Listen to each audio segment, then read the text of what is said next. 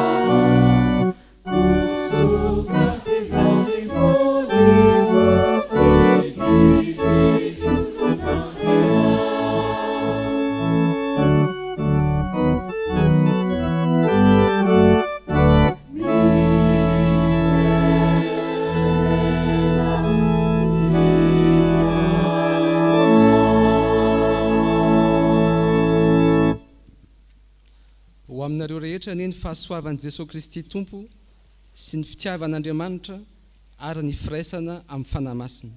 Amen. Ho fisaorana sy fidiarana an'Andriamanitra dia rahantsika mihira ny salamo efa voalahatra.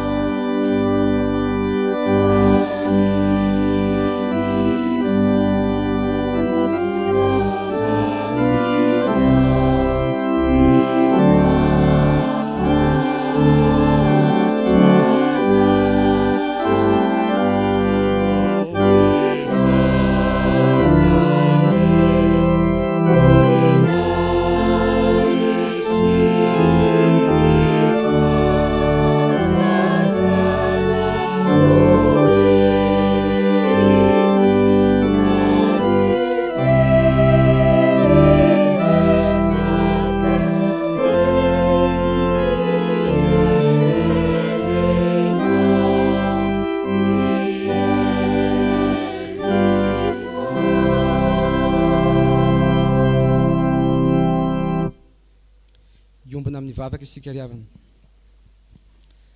Jehovah, indreto zahay olonao masina sy asan'ny tananao, mideranao Andriamanitra mpanjakanay io, mankalaza anao fa be voninahitra ianao, asandratray amin'ny avo indrindra ny anaranao. Endre ny voninahitry ny fanjakanao sy ny herinao lehibe. Fanjakana mandrakizay ny fanjakanao, mahatahotra ny asanao, ary tsara ianao Jehovah. Misaotra anao zay fa mamindra fo sy miantra ianao, mahari-po sady be famindrapo aminay. Indreto ary zahay zanakao ray io, te hiona aminao zahay, te andre ny feonao, ary te amboraka ny ao am-ponay aminao. Misaotra anao zay ny amin'ny ahafahany manokatra zao jobily zao. Ta io zany ho fankalazana ny anaranao masina sy ho fanomezam-boninahitra anao Andriamanitra. atreo feno ny fotoana rehetra raha io ary raiso ny dery ny voninahitra sy ny sotra avy aminay fiangonanao fa izany no mendrika anao amin'ny anaran'i Jesosy Kristy Mesia no anaovanay izany vavaka izany. Amen.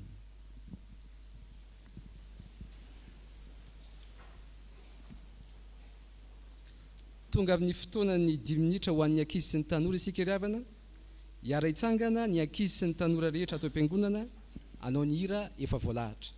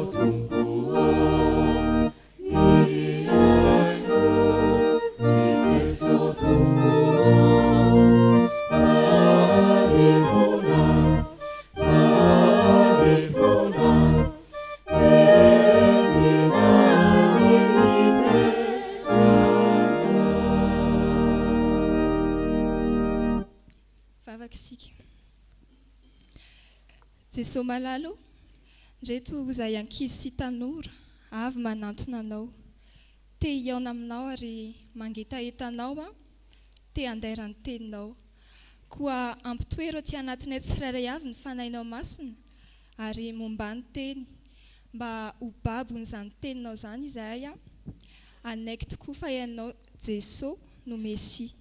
Dia amin'ny anaranao Jesosy Kristy no anaovanay izany vavaka izany. Amen. Afaka mipetraka ianareo. Ao amin'ny Korintiana voalohany, toko 12, ny andininy 7 no akatsika ny 4 androany.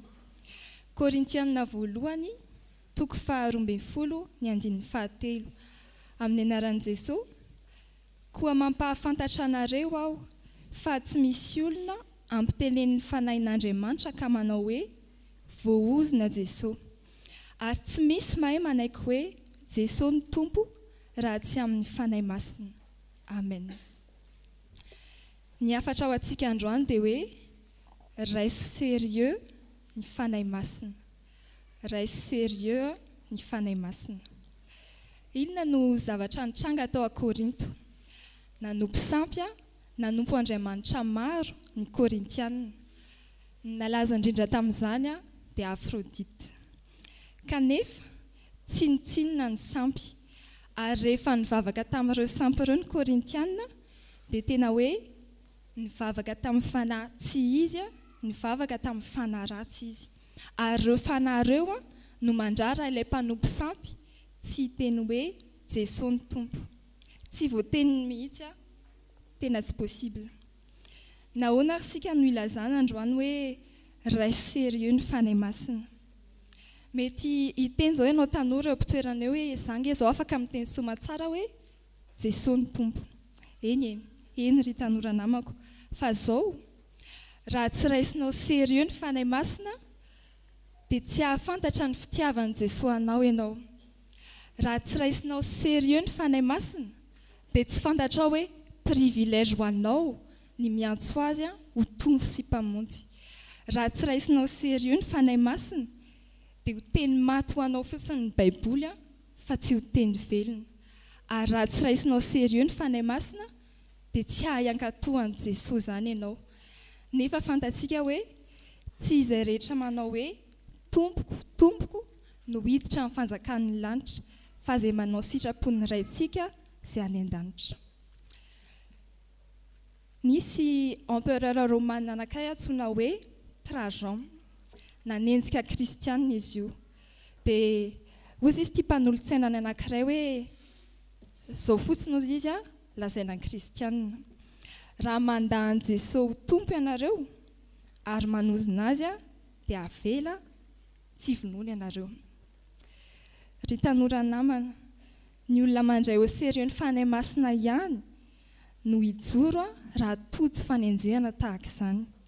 Ny olona mandray ho serio ny fanahy masina ihany no hahajoro na dia teren'ny chefiny ray aman-dreniny anaraka fombafomba hafahafa, fomba mpivavahana hafa, fomba adala nentim-paharazana. Ny olona mandray ho serio ny fanahy masina ihany no hahajoro na dia ahavoaroaka amin'ny asany azy izany. Ny olona mandray ho serio ny fanahy masina ihany no hahajoro na ho very tombontsoa aza. Ry tanora namako, ray serio ny fanahy masina. Ray serio ny fanahy masina fa rehefa tsy ny fanahy masina no mampiteny anao hoe Jesosy no tompo, dia ny fanahy tsy izy automatika ny ampiteny anao hoe voaozina Jesosy. Amen. Vavaka isika. Fanahy masina miasa ao aminay mba ho ny manontolonay no hiantso marina ny Jesosy ho tompo sy haniry hankato azy. Ary dia ho mpampiditra anay any an-danitra izy amin'ny anaranao Jesosy no hanaovanay izany vavaka izany. Amen. Sao dia hiara-hitsangana ny fiangonana hanatanteraka ny hira 150 ny andininy 3 ho fangatahana ny fanahy masina.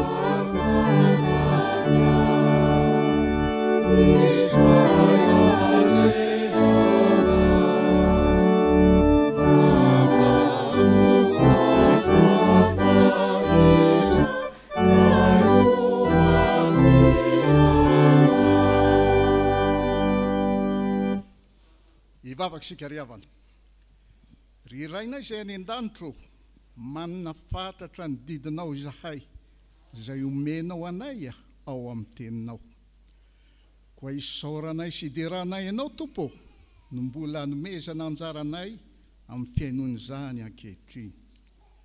Fanahy masina tantany ny mpamaky ny teny mba hazava amin'ny vahoaka ny teny vakiana, ary tsy lovo sy toero ny mpanomponao hitondra ny hafatra ka maka ao ampon'ny vahoaka mpiaino ny teny ambarany, hanjary fitaovana hoentiny mamakivaky ny fiainany izay hizorany ho any aminao Andriamanitra ray sy zanaka ary fanahy masina. Amin'ny anaranao Jesosy ekenay ho Mesia no hanandratana ny vavakay. Amen.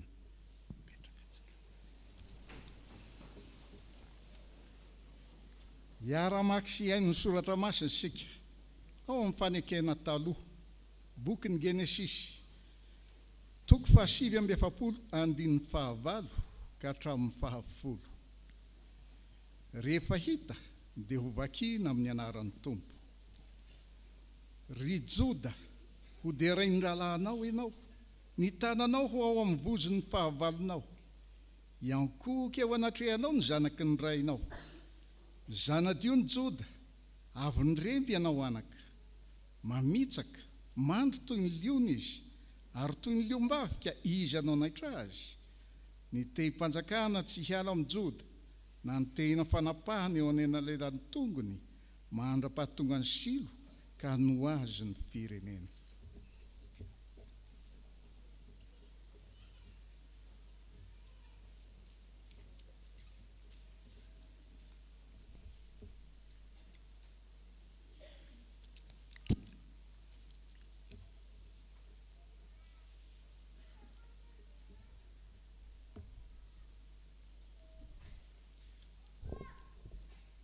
Ho tohizantsika amin'ny famakina ny soratra masina ao amin'ny fanekena vaovao, filazantsara araka amin'ny Matio 1:1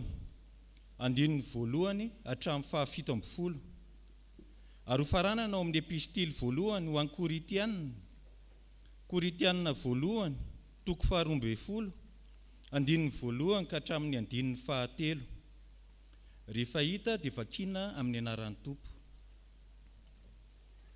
Ny filazana ny razan'i Jesosy Kristy zanaky Davida, zanaky Abrahama.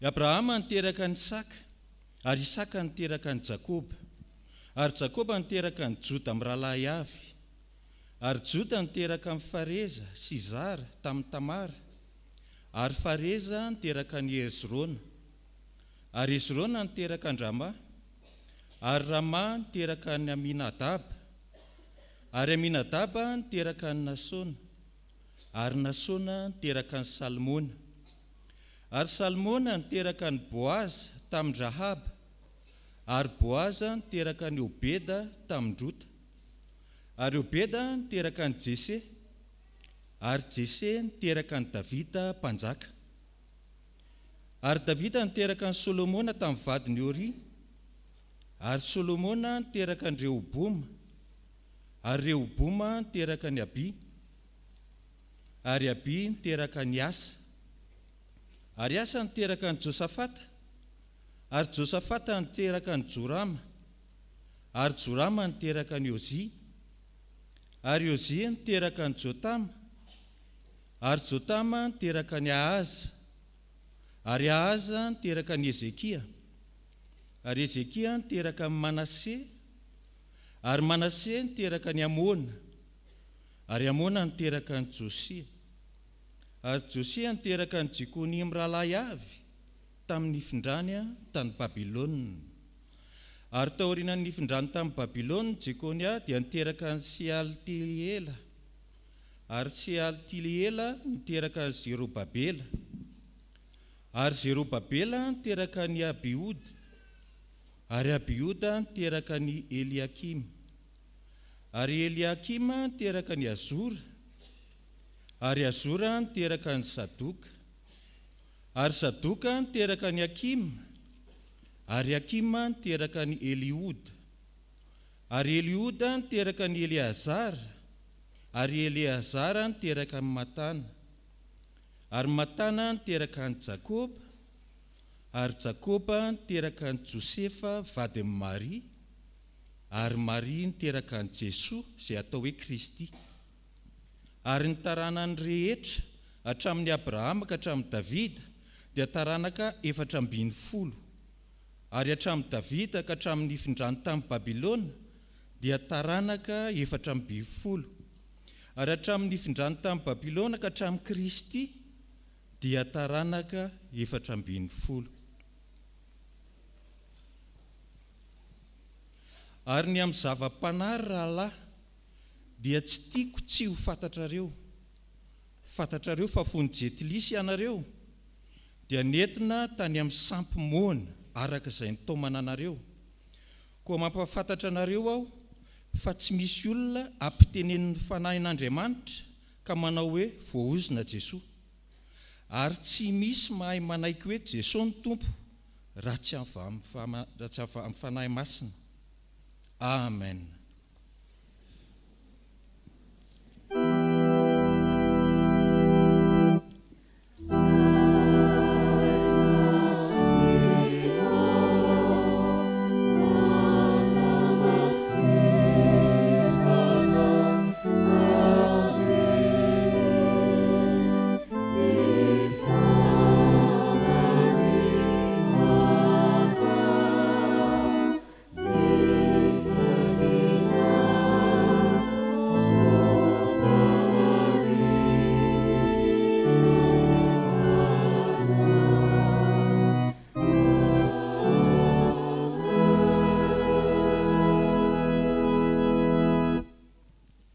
Ho ataontsika eo am-pitsanganana ny hira amin'ny firana fa 420. Wow.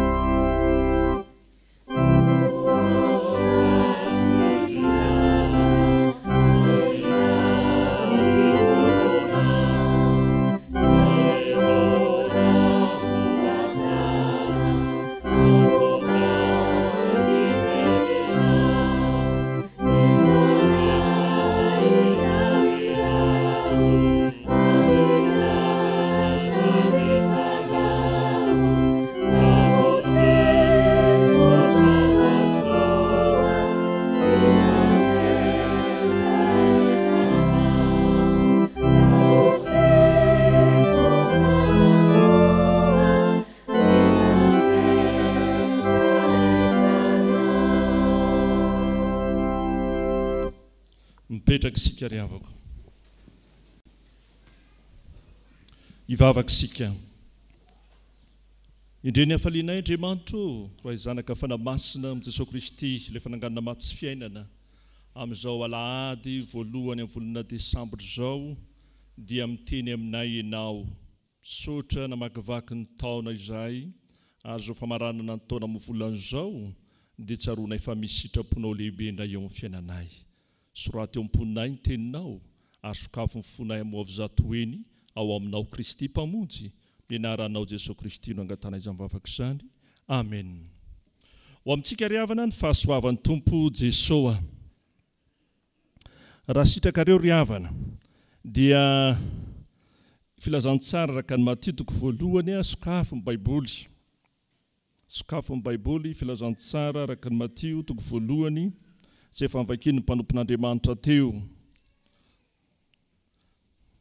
Ary izay dia ny Apokalipsy toko faharoa ny andininy fahaefatra sy ny fahadimy. Fa tsy hamaky ny Matthieu sika fa ny Apokalipsy toko faharoa andininy fahaefatra sy fahadimy. Apokalipsy toko faharoa andininy fahaefatra sy fahadimy izay teny faneva ny raisy ny mpitandrina sy ny ankonany isika fiangonana manontolo. Raha sitrakareo dia ndehantsika rehetra miara-mamaky rehefa misy mari-petona dia miara-mijanona. Mianaran'i Jesosy manao hoe kanefa manateny aminao aho satria efa niala tamin'ny fitiavana voalohany ianao, koa tsarovo izay nitoeranao fony tsy mbola lavo dia mibeba ka manaova ny asa voalohany. Fa raha tsy izany dia ho avy aminao ka mindra ny fanaovan-jeninao hiala amin'ny fitoerany raha tsy mibebaka ianao. Amen. Dia ny fitian'ny mpitandrina ry havana. Lohateny zany Apokalipsy toko faharoa andininy fahaefatra sy fahadimy izany manao hoe miverena amin'ny fitiavana voalohany. Miverena amin'ny fitiavana voalohany. Dia reto ry havana tadidintsika ao anatin'izany hoe miverena amin'ny fitiavana voalohany izany. Miverena amin'ny fitiavana voalohany amin'ny alalan'ny tenin'Andriamanitra. Miverena amin'ny fitiavana voalohany amin'ny alalan'ny fanahin'Andriamanitra. Ary miverena amin'ny fitiavana voalohany amin'ny alalan'ny finoanan'Andriamanitra. Averiko izy dia averinareo dia miara-mahatadintsika. Miverena amin'ny fitiavana voalohany amin'ny alalan'ny tenin'Andriamanitra. Faharoa, miverena amin'ny fitiavana voalohany amin'ny alalan'ny fanahin'Andriamanitra. Ary farany, miverena amin'ny fitiavana voalohany amin'ny alalan'ny finoanan'Andriamanitra. Dia ndiary jerentsika ilay Matthieu toko voalohany teo. Andininy voalohany ka hatramin'ny fahavita ambin'ny folo. Dia rehefa mamaky an'io ianao ry havana, indrindra vao manomboka mamaky Baiboly, tsy azonao izay lazaina. Masaka ao an-tsaina fotsiny dia izao. Izao niteraka an'izao, izao niteraka an'izao, izao niteraka an'izao. Dia hoanao, inona ary nevim-panahy lazaina izany? Nevim-panahy lazaina izany ry havana voalohany dia izao hoe miverena amin'ny fitiavana voalohany amin'ny alalan'ny tenin'Andriamanitra. Hitanareo tsara ilay andininy voalohany mba miara-maka antsika amin'ny Tompo manao hoe ny filazana ny razan'i Jesosy Kristy zanaky Davida, zanaky Abrahama. Ilay teny hoe filazana io amin'ny teny Grika dia milaza hoe toy ny milazantsika hoe Baiboly. Ary inona ny Baiboly? Ny Baiboly dia ny tenin'Andriamanitra. Ary efa mitentsika ny hoe zanaky Davida, zanaky Abrahama dia zava-dehibe ao anatin'io dia zanaky ny teny fikasana. Inona ny teny fikasana? Ny teny fikasana dia ny tenin'Andriamanitra. Ary ny dikan'izany ry havana dia izao, ny fiverenantsika ao amin'ny Kristy dia fiverenantsika amin'ny tenin'Andriamanitra. Ary mampiavaka antsika FJKM dia no antsoina hoe ny soratra masindrery ihany ary ny soratra masina manontolo. Izay no mahatonga antsika rehefa mamaky soratra masina sady misy ny testamenta taloha na ny fanekeny taloha, misy ny filazantsara ary misy ny epistily. Manomboka any amin'ny Genesisy ka hatrany amin'ny Apokalipsy, vakina avokoa izany eo ambany fitarihan'ny fanahy masina. Miverena amin'ny fitiavana voalohany lala amin'ny tenin'Andriamanitra. Fa inona tokoa ry havana ny vokatry ny tenin'Andriamanitra eo amin'ny fiainantsika?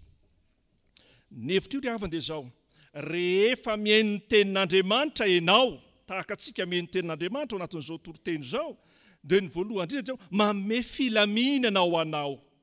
Ary ny dikany hoe filaminana dia misy fahariana vaovao harindan'Andriamanitra indray.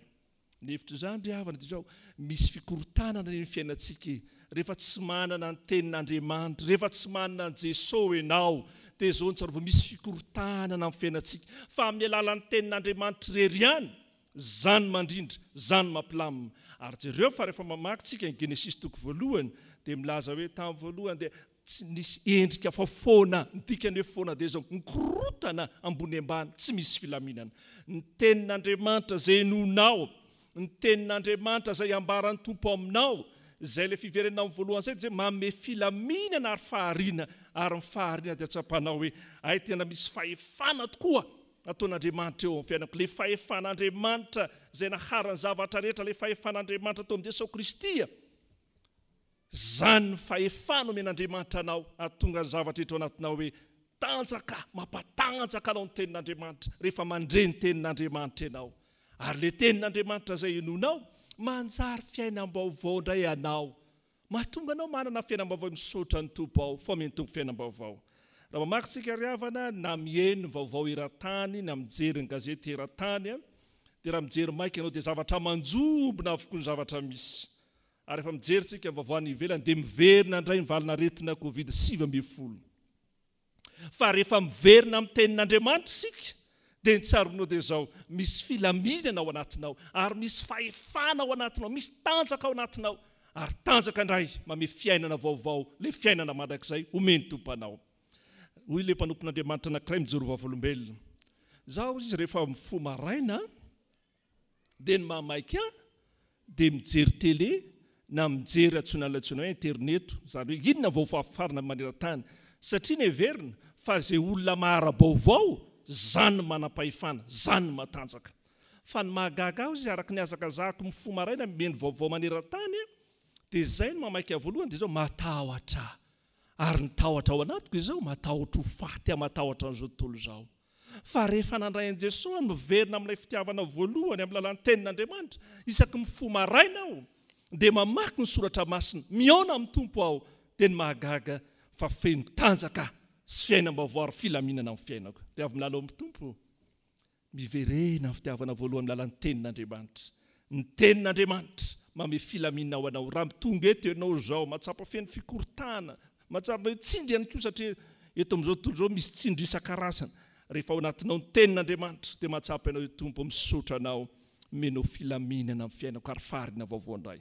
Fa tsy izany ihany ry havana, fa ny tenin'Andriamanitra dia zao manome fahafenona eo amin'ny fiainantsika. Manome fahafenona. Raha mijery an'ireo tetiaran'ireo ianao dia misy 400. Inona ny hevitra izay? Misy dikany ry havana ny isa ao amin'ny soratra masina. Isa 7 dia milaza hoe fahafenona. Ary ny isa 400 dia 7 ampitomboana 2 mira 400. Izany tena milaza fahasoavana anampy fahasoavana. Ka ny alalan'ny tenin'Andriamanitra sy ny fitondran'Andriamanitra amin'ny fiainantsika, izany io lazainy manomboka hatrany amin'ny antsoina hoe Abrahama dia atao amin'ny Jesosy Kristy. Misy fitondran'Andriamanitra amin'ny fiainanao dia izao ny tsaronao tena misy fahafenona omen'Andriamanitra anao. Ary ny fahafenona ry havana izao milaza fahatsarana ataon'Andriamanitra eo amin'ny fiainanao. Misy amin'ireo tsaroantsika tsara fa maka an'ireo tetiaran'ireo tsika fa misy mpanompon'Andriamanitra ireo tsy nanana zanaka. Anisan'izany ny raha mijerintsika na ry Jakoba ary na ry Abrahama azy, ary tena tsy nindra hoe mahavita zany Andriamanitra manome taranaka maro indray noho ny teny fikasana. Fa ny mahagaga dia izao fenon'Andriamanitra ny fahabangana eo amin'ny fiainanao. Ary ny fahabangana tsaroana dia izao rehefa feno dia tsara ianao Andriamanitra, feno fahatsarana ny fitondranao amin'ny fiainako. Mazana ry havantsika eo amin'ny fiainana zatra manao fampitahana. Ny fampitahana voalohany izao izay feno rasa ny olona maneran-tany, fa tsy aty Madagasikara ihany fa iteny izao ny filoham-pirenena maneran-tany. Ankoatra ny firarontsoa, ankoatra ny fiarabana, dia inona ny andrasan'ny mpiasa rehetrarehetra maneran-tany rehefa miteny ny filoham-pirenena? Fisondrotany karama. Tena vao tsy misy an'izay ny kabary dia misento ny olona. Ary mahatsapa banga zany zavatra lazain'ny filoham-pirenena izany. Ry hava malalo amin'ny Tompo. Na omenanao azy zao tontolo izao, na omenanao azy ny zavatra rehefa tsy ao anatinao ny tenin'Andriamanitra, Jesosy Kristy ilay teny tonga nofo, dia mahatsapa fahabangana ianao. Fa rehefa ao aminao Jesosy, na mofo 5 sy hazan-drano 2 aza, fantatr'Andriamanitra anie ny masoa anao hoe ary izy anie manomana ny hoavinao sy mame zavatra tsara eo amin'ny fiainanao hoe ary ndikany fahafenona dia zao ataon'Andriamanitra maro toerana ianao eo amin'ny fiainanao taon'Andriamanitra maro toerana fa zavatra mitranga eran-tany dia zao mitsingilaila ary ozongozolony zao tontolo zao ny fiainantsika na momba antsika manontolo fa rehefa ao anatinao Jesosy Kristy le vato fehizoro ny fiainanao dia ataon'i Jesosy maro toerana ianao ary tsy zany ihany ry havana fa ny tenin'Andriamanitra rehefa mare tenin'Andriamanitra ianao fa ny teny fahatelo meny tompantsika zao ny fahamarinan'Andriamanitra no ambarany aminao fahamarinan'Andriamanitra no ambarany aminao hitantsika ry havana fa reo mpanompon'Andriamanitra tetiarina lazain'ireo dia hitantsika hoe ianona anie ka tena nanana toetra tsara ary tsy nisy tahaka azy na teo alohany ny taoriana noho ny nandeha mahitsy nanao izay marina teo mason'Andriamanitra izy fa misy karazan'olona amin'ireo tetiaran'ireo izay hitantsika hoe mampalahelo ny toetrany fa noho ny fahasoavan'Andriamanitra sy ny fahamarin'Andriamanitra dia zao asehon'Andriamanitra ny marina eo amin'ny fiainanao noho ny fahasoavan'Andriamanitra ka ny fahamarin'Andriamanitra izay ambanin'Andriamanitra ry havana dia zao zany miteraka fahombiazana ao amin'ny fiainanao rehefa resaka amin'ny olona ianao dia izy ny olona marina miovaova marina any aminareo tsy marina aty aminay marina any Afrika tsy marina any Eropa ary marina amin'ny finoanao tsy marina amin'ny finoko fa rehefa Andriamanitra manambarany marina dia manaiky ianao tahaka an'ity kapiteny Romanina rehefa nijery an'i Jesosy Kristy teo amin'ny hazo fijaliana hoe marina tokoa fa zanak'Andriamanitra io lehilahy io izy Andriamanitra mitsy manambara ny fahamarinana eo amin'ny fiainanao mety misy zavatra manjavozavo eo amin'ny fiainanao ankehitriny tsy fantatra mitsy ny antony inona Jesosy ny anton'izao fa maninona ny tahaka izao nahoana indimy nahoana ianao mbola tsy voavaly ihany valiny dia izao Jesosy Kristy irery ihany manambara ny fahamarinana eo amin'ny fiainanao araka ny teny Jesosy hoe izao ny lalana sy fahamarinana ary fiainana nenjara anao ankehitriny miverena amin'ny alalan'ny fitiavana voalohany amin'ny tenin'Andriamanitra zany tenin'Andriamanitra zany mame anao tokoa zany hoe filaminana mame anao fahafenona ary mame anao fahamarinana araka n'Andriamanitra ry havana miverena amin'ny fitiavana voalohany amin'ny alalan'inona faharoa fanan'Andriamanitra rehefa manambara an'ireo tetiaran'ireo ny tompo dia mahita ny fiainan'ireo dia zao anisany dia nitarihan'Andriamanitra amin'ny lalan'ny fanahiny izy ary lay mofinain'androany sady perikopandroany 10 minitra ho an'sekolelah teo dia milaza hoe ny fanan'Andriamanitra mahatonga anao ilaza hoe Jesosy ny tompo sy mpamonjy ahy ary izay fanan'Andriamanitra izay nanangana ny Kristy tamin'ny maty zany nitahiry ianao fa anao tokoa moa ry havana amin'ny lalan'ny fanan'Andriamanitra ny afantarina ry havana fa anatsika ny fanan'Andriamanitra ary tsy misaraka mihitsy ny tenin'Andriamanitra sy ny fanan'Andriamanitra rehefa mamaky tsika ny fotodalana tsipitsipika FJKM misy aminareo manan'izany misy aminareo tsy manan'izany fa rehefa mba tonga izao fety zao mba vidiana ihany le fotodalana tsipitsipika FJKM fa neny olona manko rehefa hividy an'iny izy dia olana zay nijereny amin'iny rehefa misy problème na olana mitranga dia zay izy vao mamaky an'iny fa manoko zao mba vakio ny le zavatra tsara be da be ao anatiny fa ny ao anatin'izay dia inona ny antom-pisin'ny FJKM inona ny fombany ny valiny dia zao anankiray ny fotom-pinoantsika zao ny tenin'Andriamanitra eo ambany fitarian'ny sy fanazavany ny fanamasina ka ny fanamasina ry havana eo amin'ny fiainantsika dia tsy misaraka amin'ny tenin'Andriamanitra rehefa ao anatinao ny fanamasina dia nitsaroana voalohany dia manafaka atsika ny fanamasina manafaka atsika ny fanamasina ary ny fahafahana izay ananao dia zao manana fifandraisana amin'Andriamanitra ray zanaka fanamasina ianao ilay fanana nanganan'i Jesosy Kristy tamin'ny maty zany fanahy zany nomen'Andriamanitra anao miverina indray ianao amin'ny fitiavana voalohany ary natao hoe fitiavana voalohany io ry havana zao le voalohany dia milaza hoe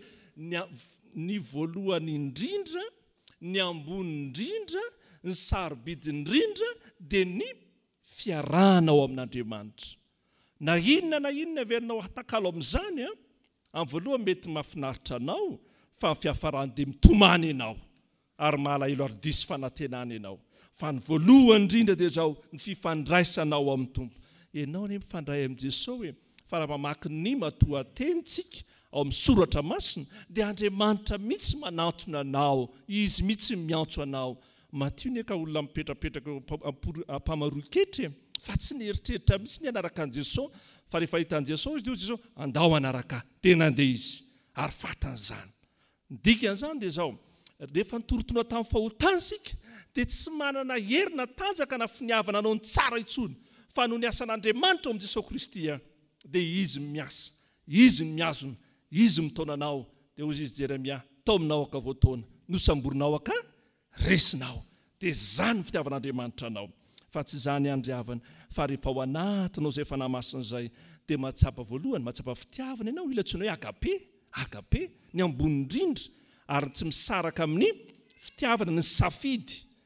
Efa tao misafidy manko ianao rehefa dia ao akaiky koa ny fitiavana. Ary rehefa izay dia manana fifaliana ianao ary manana fiadanana ianao. Fifaliana izay tsy tahaka an'izao tontolo izao ny fifalianao. Fiadanana izay tsy tahaka an'izao tontolo izao ny fiadanana avy aminao, fa tena fiadanana avy amin'Andriamanitra. Hoy ny soratra masina perikoparintsika tamin'ity taona ity manao hoe tsy araky ny habe ny fananan'ny olona ny fifaliany. Tsy arakaraky ny habe izay ananan'ny olona na vola mankarena na voninahitra ny fiadanany. Fa ny olona tena manana fiadanana tena izy ary tena marina dia ny olona feno fanahin'ny tompo. Dia voalaza ny soratra masina fa ny tompo izany faraha izany, fa izay toerany fanahin'i Kristy ny toerany fahafahana. Ho ilay mpanompon'Andriamanitra anankiray mijoro vavolombelona. Raha ny vola ve tena nananako ny vola, ny voninahitra ve tena nananako ny voninahitra, fahefana ve tena nananako ny fahefana, fa tsy nananako fiadanana sy famonjena izany. Fa nananako fiadanana manomboka izao dia ny fiverenana ao amin'i Jesosy Kristy, fiverenana amin'ny fitiavana voalohany, izany nanako fiadanana. Ry havako, raha mbola hitanao mihitsy midiran'i Jesosy ianao izao, mankaty am-piangonana ianao izao, manao asa fanompona ianao izao, fa tsaronao hoe mbola misy zavatra banga eo amin'ny fiainako izany. Na dia mihira mafy azy aho, na dia tena mamaky soratra masina azy aho, na dia tena mihaino toroteny azy aho, mbola misy zavatra banga ao anatiko. Inona ny aton'izany? Valy ny tokana izao, miverena amin'ny fitiavana voalohany, mibeba, ary ny miverena dia izao, hovay mihitsy ny sainao, hovay ny fonao, manenina ny amin'ny fahotany, ary miverina amin'i Jesosy Kristy, fanahy masin'Andriamanitra irery any manovanao. Tsy efa ny saina sy ny nofamandra zany, fa tena asan'ny fanahy masina izay manova ny fiainanao. Aza ny fanahy masina izany ry havana, mahatonga anao manana tanjona indray eo amin'ny fiainanao Andriamanitra, manana tanjona eo amin'ny fiainanao Andriamanitra. Andreo tetiaran'ireo dia voalaza hoe 400, laza fahafenoana ho azy 400 izay. Fa izy ireo tsiraray avy raha mamakytsika 400 ampitomboina telo izany mira 270. Fa rehefa jerenao tantaran'ireo olona tsiraray avy ireo dia manana tanjona eo amin'ny fiainan'Andriamanitra, manana tanjona eo amin'ny fiainan'Andriamanitra. Ary izany koa ianao, misy tanjon'Andriamanitra eo amin'ny fiainanao. Ary ny tanjon'Andriamanitra dia izao lehibe lavitra noho izay tanjonao na mivinanao. Ireo mpanompon'Andriamanitra izay voatononareo na misy banga ihany koa azy, ary misy tena tsy neritreritra mihitsy. Ao amin'ny tantaran'ny zanak'Israely manko ry havana tsy mba tononona loatra ny vehivavy. Fa ao amin'i Jesosy Kristy dia naveriny mihitsiny. Hoe reto misy vehivavy anankidimy voalaza voatanisa teo ireo, na Rahaba, na Tamara, na Batseba, lazainy avokoa. Fa inona dikan'izay tena tsy misy fizahatavan'olona amin'Andriamanitra. Fa matoa ianao tahaka izao, misy tanjona lehibe apetrak'Andriamanitra eo amin'ny fiainanao. Ry havana, tapitra sady ity ny taona 24 dia manontany teny ianao. Dia mety ny tomba anezaka ataonao dia izao, Jesosy tena tsy nity ity taona ity, tsy nahomby izahay, araka ny voalaza hoe ny 3/4 ny olona miasa eran-tany dia natsapa faty antoka, ary natsapa ihany koa sahirana ny fandrarahana. Fa ao amin'Andriamanitra dia izao tena misy tanjon'Andriamanitra eo amin'ny fiainanao. Ho avy indray ny taona 124 izao ny tsarovy, manana tanjona eo amin'ny fiainanao Andriamanitra. 9 Desambra anio mbola misy 520 andro orinan'izao nianjaranao dia izao Jesosy, inona kay ny tanjonao eo amin'ny fiainako, inona ny tanjonao eo amin'ny fiainako. Ary ny tanjon'Andriamanitra eo amin'ny fiainanao dia ny hevitra izany dia izao, Andriamanitra manatrika anao mandrakariva. Zany no hevon'izany fanahy masina izany. Tsy manao hoe tanjona ihany izy fa tena manatrika anao Andriamanitra. Ary efa manatrika anao Andriamanitra izao, miaraka aminao Andriamanitra. Momba anareo mandrakariva ambara-pahatonga amin'ny fahatamperan'izao tontolo izao. Hiatrika ny taona ho avy ianao hoe, dia hoy izy Jesosy mantsy amin'ny mpianatra, aza manahy fa ny voninkazo aza na ny ahitra izay atao any tsara mpitso ampitafian'Andriamanitra, tsy mainka avaina rorokely finoana. Ary ny afatry ny voromanidina izay tsy mamafina mijinja, izany koa tsy milaza hoe tsy tompona andraikitra ianao na tsy manana andraikitra ianao, dia ho ny tompo milaza hoe reny aza in'Andriamanitra mainka avainao rorokely finoana. ry avy milalao amin'ny tompo fanan'Andriamanitra ao anatinao milaza hoe manatrika anao Andriamanitra, manatrika anao Andriamanitra. Tsy irery ianao, mety misy fotoana ianao zao mipetraka rery, misy fotoana ianao zao miady rery eo amin'ny fiainana, mpiara-miasa aminao, ndray aman-dreny, ndray tampo mety tsy mahita anao akory ny ady-panatry ianao. Zao ny tsarovy an'io, manatrika anao Andriamanitra. Eo akaikinao ny tompo, fa mivalina zany dia zao miverena ndray amin'ny fitiavana voalohany, miverena amin'ny Jesosy Kristy, fa zany ny fitiavan'Andriamanitra anao. Ny farany miverena amin'ny fitiavana voalohany amin'ny alalan'inona? Tenin'Andriamanitra. Faharoa amin'ny alalan'ny fanan'Andriamanitra, ary ny fahatelo farany dia amin'ny alalan'ny finoanan'Andriamanitra. Rehefa mijery tsika ry havana tantaran'i Abrahama, dia zao ny antsoina azy. Ankoatran'ny hoe Abrahama anarana tamin'ny voalohany dia antsoina hoe Abrahama, rainy mino, ary rainy firenena maro. Zava-dehibe teo amin'ny fiainan'i Davida sy Abrahama dia ny fananany finoana, ary mpianatry ny tompo rehefa niona tamin'ny Jesosy dia zao mifilaza manao hoe tompo ampitomboany finoanay. Dia hoy Jesosy milaza, na dia manana finoana tahaka ny voatsinapy azy ianareo, dia ilaza amin'ny tendrombohitra hoe mianjerana an-dranomasina tonga aminareo zany. Dia avela Jesosy zay mangataka amin'ny tompo tsy maintsy mandeha amin'ny finoana. Ka inona andikany hoe finoana ry havana eto? Nefitry ny teny hoe finoana dia zao matoky an'Andriamanitra ianao, matoky ny fitondran'Andriamanitra ianao. Ireo tetiarana ireo ry havana, dia averina indray le 400 dia mahagaga fa misy fitondran'Andriamanitra tsy takatra ny saina mihitsy. Voalaza ao ny Naomi, zany Naomi zany ny olona faran'izay nanan-karena, vetivety hoe tena nitotongana ny fiainany, ary tena nandady mihitsy. Raha volazantsika dia olona tena farany nahantra. Kinanjo tao amin'izany olona izany no nipoiran'ny taranaka Davida, ary indrindra nipoiran'ny taranaka Jesosy Kristy. Inona ny hevitra izany ry havana? Ny hevitra izany zao matoky ny fitondran'Andriamanitra anao. Tsy mora mamakivaky ny asa ataon'Andriamanitra eo amin'ny fiainantsika, fa ny mahagaga dia zao miasa eo amin'ny fiainanao Andriamanitra, miasa eo amin'ny fiainanao Jesosy Kristy, miasa eo amin'ny fiainanao fanamasina, na tsy hitany masinao azy, na tsy tsapany tananao azy, na tsy takatry ny sainao azy, dia zao ny tsarovy, miasa eo amin'ny fiainako Andriamanitra, matoky azy aho, fa zany ny fitiavan'Andriamanitra eo amin'ny fiainako. Ary tsy vitany hoe matoky ry havana zao, manaiky ho ianao. Dia misy irany sekolelady manao hoe manao eny a tompo, manao eny a tompo. Rehefa miteny Jesosy milaza hoe tsy mety zany dia ho ianao miteny hoe eny Jesosy manaiky aho. Mila manana valiteny entsika eo amin'ny Jesosy ry havana.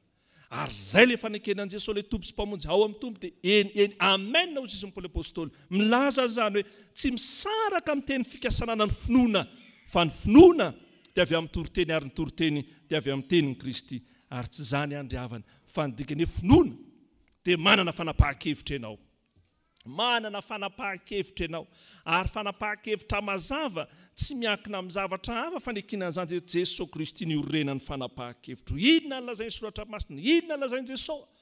Manana fanapahan-kevitra ao anatin'izany. Rehefa tsy manana fanapahan-kevitra manko ianao dia hozy izy Jesosy hoe devoly eny manjaky eo amin'ny fiainanao hoe aoka mivaly teninareo eny dia eny, tsy dia tsy mihoatra noho izay avy amin'ilay ratsy. Tsy maninona ry havana, fa ny fahatelo sady hanao tantara kely arao avy eo dia zao mahafantatra ny zava-dehibe ianao, sady manana fanapahan-kevitra ianao mahafantatra ny zava-dehibe ao amin'ny fiainana. Dia hozy izy ny olona rehefa manao ny dinika ho an'ny zanakitsika rehefa hiasa izy, rehefa hiditra hiasa nareo ry tanora, dia hozy izy ny olona tompon'andraikitra voaloha amin'ny toeram-piasana, anisan'ny fanontaniana petran'izay. Alahary izay zava-dehibe sy zavatra maika amin'ito. Inona ny zava-dehibe ary inona ny zavatra maika? Raha vao tsy hainao mandahatra an'izay, dia hozy izy ilay tompony orinasa, mety hanahirana fiarah-miasa aminao, mety hanahirana. Fa ny olona manana an' Jesosy ny fanamasina, manana finoana dia zao, rehefa manaikitsika fa Jesosy ny tompo sy mpamonjy, dia mazava amintsika ny hoe tia ny zava-dehibe ary tia ny zavatra maika eo amin'ny fiainantsika. Averiko izy ity, efa renareo teto fa averiko 10 minitra, tsy ataoko 10 minitra fa latsak'izay. Anniversaire ny Ronald Reagan, tantara tena marina, mbola tanora izy tamin'izay. Teo izy ny dadatoany, inona ny kiraro tianao? kiraro carré ny lohany sa kiraro somary maranitra lehilahy zany Ronald Reagan filoham-pirenena amerikana 20 taona izy. Toy izy anniversaire zany ohatrany alahady androany. Dadatoa aloha zahay eritreritra. Tonga indray efa miatombotra ny andro. Inona ihany ny kiraro tianao satria dadatoa ampanao kiraro. Lay carré le carré sy miteny sa mara oka aloha eritreritra dadatoa. Tonga ny alahady maraina iny dadatoa mitondra kiraro. Faly Ronald Reagan fa azo iny. Fa kadoko zavatra vaovao meny dadatoany. Navoaka ny kiraro, ny akavia carré ny lohany. Ary ny akavanana maranitra ny lohany. Dia sady meziny Saint-Louis izy Ronald Reagan dia izy ny dadatoany. Anaka, rehefa tsy manapa-kevitra ianao dia ny olona manapa-kevitra amin'ny fiainanao. Rehefa tsy manapa-kevitra ianao, zao tontolo zao manapa-kevitra ary mitomany sy miseto ary matiantoka ianao. Ary ilaozanao ny sofanarotro amin'ny fiainanao. Ry avy milalao amin'ny tompo fanapa-kevitra tsara indrindra an'io. Dia ao amin'ny Jesosy Kristy ianao, ilay tompo sy mpamonjy ny fiainanao. Ary efa amin'ny Jesosy Kristy ianao dia manana antoka ianao. Ary ny antoka tsara indrindra amin'ny fiainanao dia ianao mibebaka. Ka antoka sady amin'ny lasy zany ankehitriny amin'ny ho avy. Ny antoka manko ry avy raha manao taratasy amin'ireny mpiatohana ireny tsika. Dia fiatohana ny hoavinao ihany manomboka izao ka hatramin'ny farany voninahitra izao no iatohanay ianao. Fa tsy mieritreritra izay lasanao any loatra amin'ny fiatohana. Fa rehefa ao amin'ny Jesosy ianao ka manaiky mibebaka dia etohan'i Jesosy ny lasanao sy ny ankehitriny ary no hoavinao. Zay ny nahatonga Martin Luther rehefa nitory-teny tahaka izao izy dia hoy izy ny devoly taminy. Ianao izay mitory-teny izao ny toetranao taloha izao ny toetranao taloha izao ny toetranao taloha izao ny toetranao taloha. Dia hoy izy Martin Luther zay nanangana amin'ny fiangonana tsarotsika ao anatin'ny FFK milaza hoe zany rehetra zany efa nidiovon'i Kristy tamin'ny rano zany. Nidiovon'i Jesosy tamin'ny rano zany. Ry havana, tianao ny Jesosy ka nomela ny elokao hoe tena tianao Jesosy ka mamela ny elokao. Ny anjaranao dia mibebaka tsy miverina amin'izany fahotana zany tsony. Ankehitriny ny fotoam-pakasitrahana, ankehitriny fotoam-pamonjena. Ary no avinao manantoka azo antoka ianao raha manaiky fa Jesosy ny tompo sy mpamonjy. Ary na ho avy an'io aza ny tompo rehefa miverina amin'ny fitiavana voalohany ianao dia manana antoka amin'ny fiainao. Kaza manahy aza matahotra fa ny Jesosy ianao. Rehefa milalao amin'ny tompo mifeny dia izao miverena amin'ny fitiavana voalohany nareo miara-mamaly amin'ny lalan'ny naby amin'ny lalan'ny tenin'Andriamanitra. Faharoa amin'ny lalan'ny fanahin'Andriamanitra. Ary ny farany amin'ny lalan'ny finoanan'Andriamanitra. Ry havana ny dikany teny hoe Jobily dia ny dikan'izany dia taom-panafahana. Taom-panafahana. Jobily fisondrodronono ny mpitandrina izay niarany asa tamintsika. Fa ny tena hevi-dehibe ao anatin'izay dia afaka isika. Ko raha ny zanaka manafaka anareo Jesosy dia ho afaka tokoa ianareo. Ny fifaliana ao anay mpitandrina dia ny fiangonana na zanak'Andriamanitra manaiky manomboka izao pastera dia Jesosy ny tompo sy mpamonjy aho. Iverina amin'ny fitiavana voalohany aho. Ary ny fifaliana manay mpitandrina dia izao manaiky tokoa hiraky ny tompo ianao. Ilaza amin'ny voamafaly amin'ny olombelona rehetra. Ary ijoro vavolombelona tsy menatra ny antson'ny tompo eo amin'ny fiainanao. Ho an'Andriamanitra ny voninahitra. Ho antsika kosa ny fahasoavan'i Jesosy Kristy. Amen.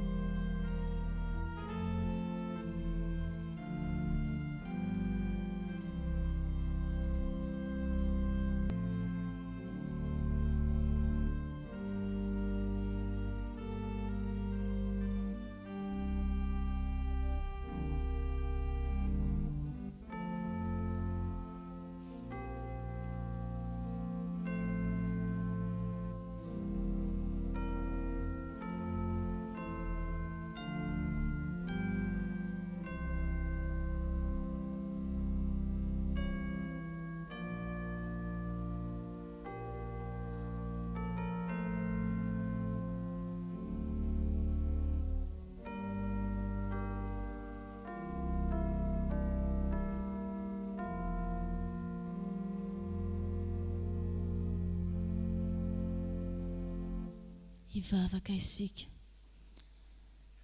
Andriamanitra arainay io, tsapanay mandrakariva fa ambony lehibe ny fitiavanao anay tsirairay avy. Tsy sasatra ianao miantso anay, nibitsika ny fonay, ary indrindra mandondona ny fonay mba hiverenanay eo anatrehanao amin'ilay fitiavanao. Misaotra Tompo malala androany fa tao aminao indray izahay hiverina amin'ny fitiavana voalohany amin'ny alalan'ny teninao Andriamanitra, amin'ny alalan'ny fanahinao Andriamanitra, ary amin'ny alalan'ny finoananao Andriamanitra. Tompo malalo, mazana dia raisinay mandrakariva ny teninao, fa tsy misy fiantraikany ary tsy mandona ny foamam-pananay akory izany. Indrisy menatra ihany izay, fa toa zary fahazarana fotsiny ho anay ny mandrehan'izany. Tompo malalo, indreto ary izay ankehitriny manantona anao. Ianao no any antenainay, ary ny teninao dia irinay ampisy vokatra eo amin'ny fiainanay. Tsy ala amin'ny teny fikasanao tsony izay, ary atoky anao. Tompo malalo, mifona aminao koa izay ny amin'ny tsy nanekenay ny fitarihan'ny fanainao masina tamin'ny andronay rehetra. Jesosy malalo, ampianaro izay atoky anao, ary fonany eo anatrehanao ny tsy finoanay, ny tsy fankatoavanay, ary ny tsy fanekenay sy ny tsy fanananay safidy mazava eo amin'ny fiainanay. Tao amin'izay Jesosy eo anatrehanao. Tompo malalo, indreto izay manantona anao. Ny anaran'i Jesosy Kristy irery ihany no ahafahanay manantona anao ankehitriny. Tsy manana afa-tsy Jesosy Kristy ilay ihany mpamonjy anay izay. Tompo malalo, indreto izay mitondra izay mahavesatra eo anatrehanao, satria tsy sapanay fa mahavesatra ny ota, mahavesatra ny elokay.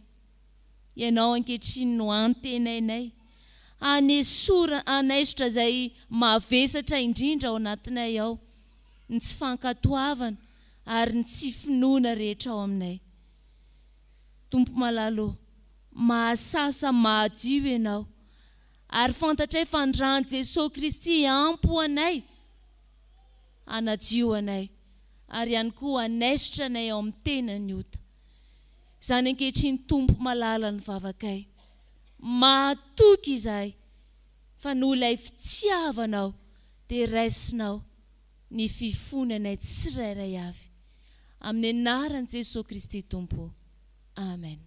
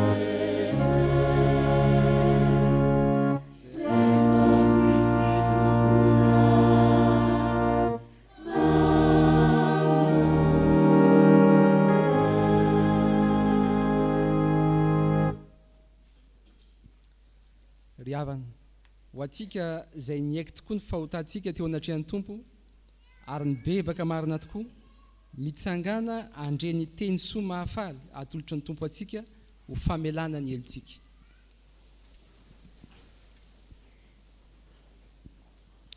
hoy ny tompo, fitiavana mandrakizay no nitiavako anao, koa izany no nampaharetako famindrapo ho anao. Izaho dia izao no mamono ny fahadisoanao, ary tsy ho tsarovako ny fahotanao. Kristy izay tsy nahalala ota dia efa nataon'Andriamanitra hamonjy antsika mba ho tonga fahamarinan'Andriamanitra ao aminy koa isika.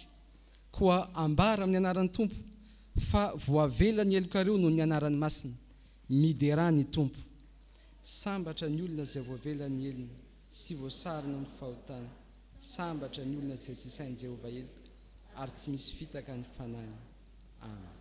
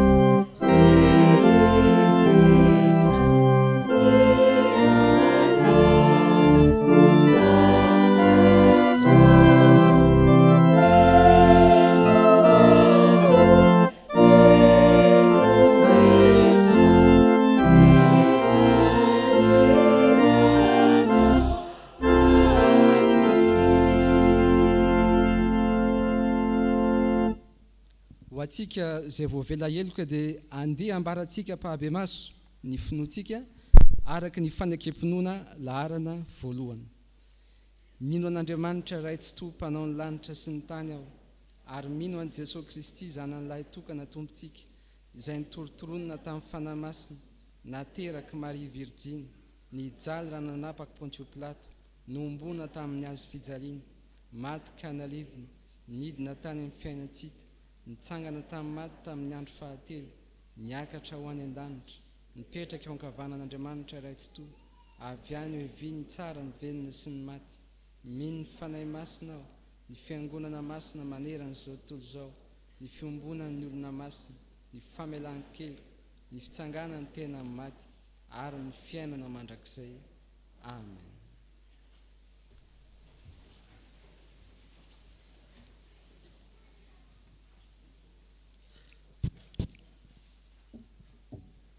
Iara iombavaka sika ry havana.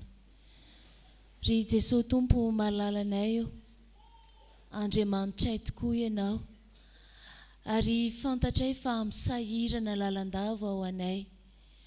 Ankehitriny izay tompony amin'ny teninao milaza aminay hoe raha miray amiko ianareo ka mitoetra ao anatinareo ny teniko, dia angatao izay tianareo fa ataoko izany.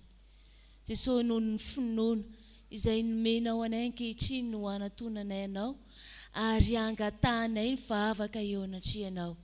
Mangataka indrindra izay Tompo, ny fanahinao hitoetra aty anatinay, andresy lahatra anay, anovanay, mba ho tena mpanompo mahatoky izahay, ary manana fanapa-kevitra hiverinao aminao mandrakariva. Tompo ampianaro mandrakariva izay iaina araka ny didinao sy ny sitraponao, ary atahotranao amin'ny andronay rehetra. Fa indro ihany koa izay Tompo, mametraka feno eo am-pelantananao ny aminay tsirairay avy reto, mba hahatonga anay ho vavolombelona fahatsaranao, mba hahatonga anay epistily velona ihany koa eny amin'ny fiarahamonina izay misy anay, ka tena ho fitaovana eo am-pelantananao, izara ny filazantsaranao. Indro izay ankehitriny Tompo malalo mivavaka ho anao amin'ny ankonanay tsirairay avy, maniry anao izay hiditra antsehatra amin'ny fiainanay, ka ianao ilay Andriamanitray no irinay, mba hiasa manan-kery ao anatinay, mba ahafahanay ao anaty tokantranao, miaina ny teninao, miaina amin'ny finoana, ary manaiky ho tarihany fanahinao Andriamanitra. Mametraka feno eo am-pelantananao izay Tompo malalo ny aminay rehetra, ny fivelomanay, ny asanay rehetra, mba ho ambinina sy ho salama amin'ny zavatra rehetra nay izahay, tahaka izay efa nisairananao hanambinana ny fanahinay.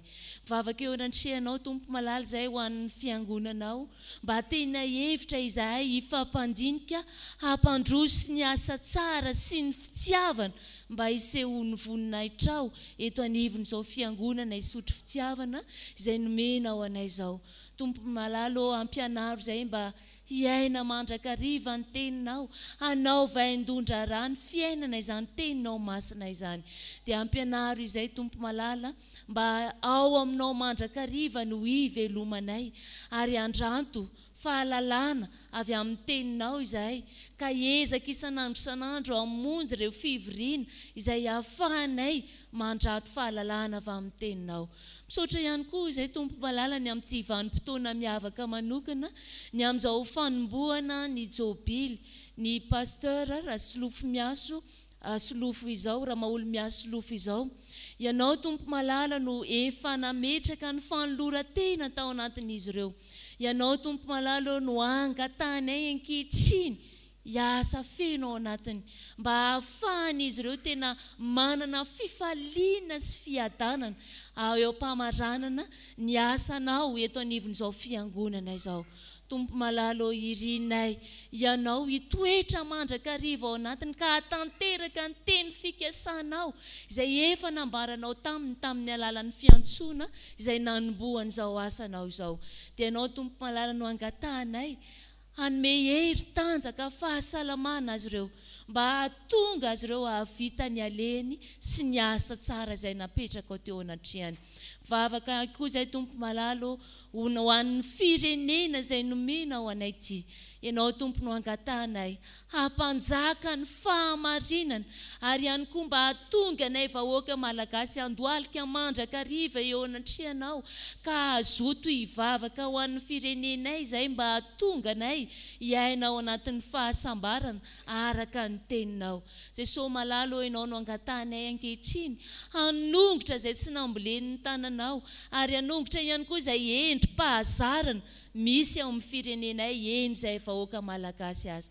Dia ianao Jesosy Kristy malalo no fanantenanay hamonjy anay ary ihany koa hanafaka anay ao anatin'izay fanandevozan'ilay satana fahavalo. Tompo malalo ianao ny fanantenanay mandrakariva, ianao nitokinay ka aoka tsy homenatra izay, aoka tsy hifalian'ny fahavalonay izay, fa ianao no angatanay hanampy anay, hahefanay izay takinao Andriamanitra aminay tsirairay avy. Jehovah tomponay eo, anao ny tany sy izay rehetra eo aminy, ianao ny tompony zavatra rehetra ka izany indrindra ankehitriny no ametrahanay izay etaetanay izay fantatrao fa mahasoa aminay tompo dia tanterao aminay. Ankehitriny tompo malalo dia sitraka indrindra ny miombona amin'ilay nampianarinao anay manao hoe Rainay izay ny an-danitra, mamasina ny anaranao, ho tonga ny fanjakanao, ataonay sitraponao ety an-tany tahaka ny an-danitra. Mehoana n'io izay nasazy ao anay ary mamelany elokay tahaka ny namelanay izay meloka taminay. Aza mitondra anay amin'ny fakapanahy, manafahany amin'ny ratsy, anao ny fanjakana sy ny hery ary finahitra mandrakizay. Amen. Tonga eo amin'ny fotoanany asa vavolombelona isika riavana dia omena ny ray aman-drem-pitandrina pasteur Solofy ny toe amin'ny fotoana. Miarahaba ny fiangonan'ny pastera manao hoe nitsangana tamin'ny maty Kristy dia mamaly ny fiangonana hoe amen. Ny eno ny perikiopa teo zahay ry havana, ny eno ny toriteny teo, dia nisy fotoana ny tenenina ny pastera TDF manazava n'le perikiopa hoe ao amin'le tetiarana ao amin'ny Matthieu toko voalohany dia misy olona mampalahelo toa izay nolazaina azy teo zay moa TDF dia rehefa mandinika izay ry havana tenanay ato isotro fitiavana dia izay mihitsy koa possible mihitsy manana izay toetra mampalahelo zay. Jery ny anaran'ireo pastera miasanay tena possible mihitsy hoe zay manana toetra mampalahelo zay.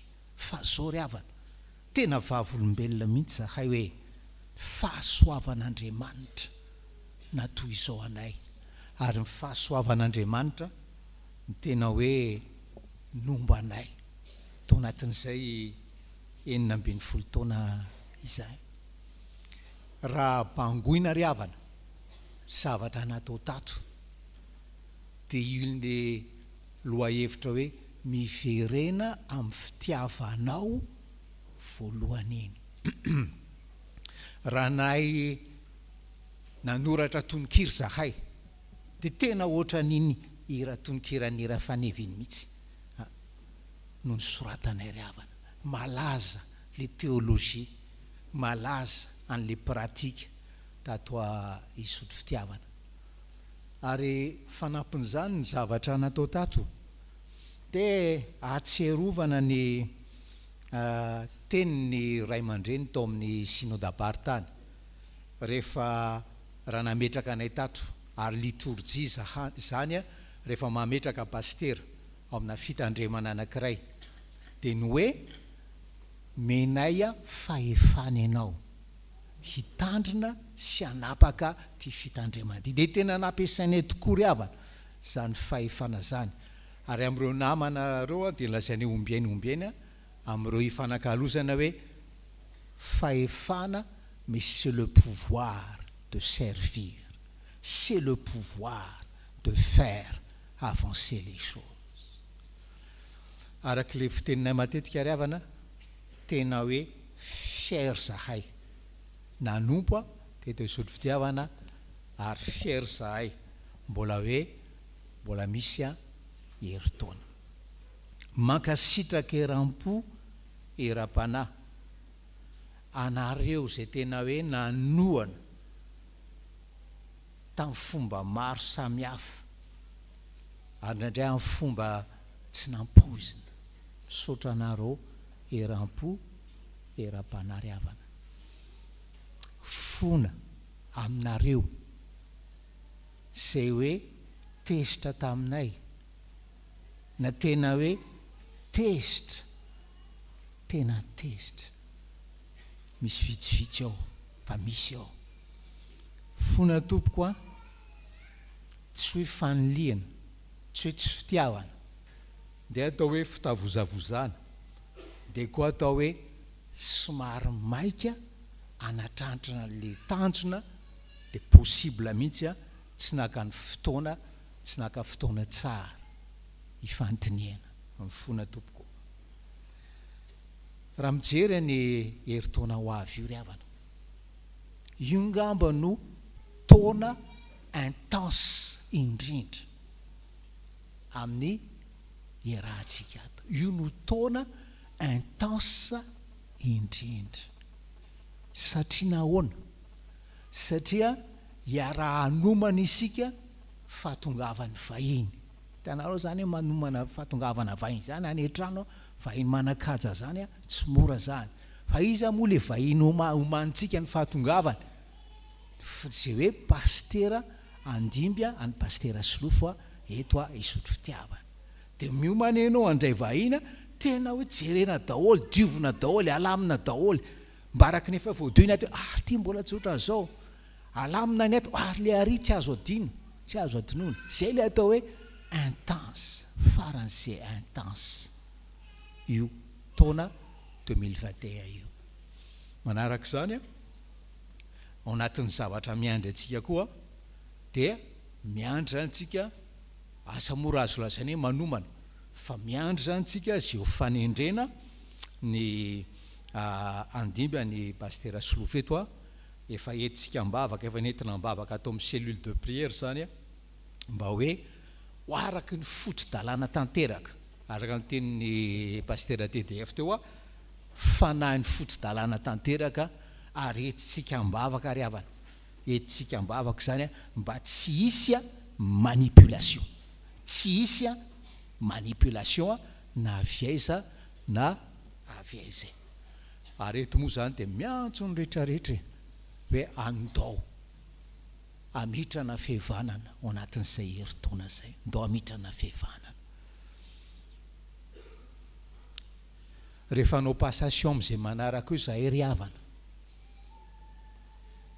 tsy te hitantara hoe iny inge ka ohatran'izao iny inge ka ohatran'izao ary iny inge evatra amin'ny pastera Pierrot ohatran'izao sy ny karasany. Andao adinoina daholo zany rehetra zany, andao anorina zany hoe fiarahamonina, fiarahamanompo vaovao zany.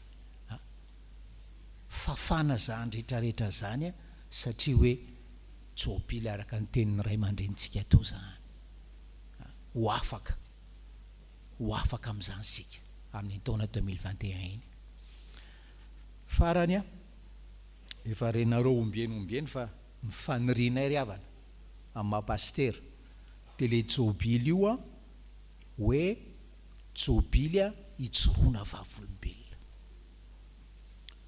Ijoroana vavolombelona ny amin'ny fiarahantsika tato nandritra an'izay 12 taona zay. Rehefa diniana ry havana ny antom-pisian'ny fiangonana. Ny antom-pisian'ny fiangonana dia transformé. Ampiasaina le voambolana teny frantsay hoe transformé. Raha atao amin'ny malagasy mantsy izy hoe manova olona, azo adika le izy hoe michanger. fa misy voambolana fampiasan'ny théologiana hoe mitransformer michanger mantsy de hoe zavatra miovaova ohatra zao misy changement le météo mbetika izy tsara mbetika izy ratsy fa rehefa ny théologiana mampiasa le transformation de miainga avy amin'ny zavatra atony ho any tsara koa avy any amin'ny zavatra ratsy ho any tsara zay le hoe fonction ny fiangonana de hoe mitransformer mpivavaka ao amin'ny ry havanao ary misaotra ny tompo fa le fitsoroana vavolombelona onenesintsika zao a de tena hoe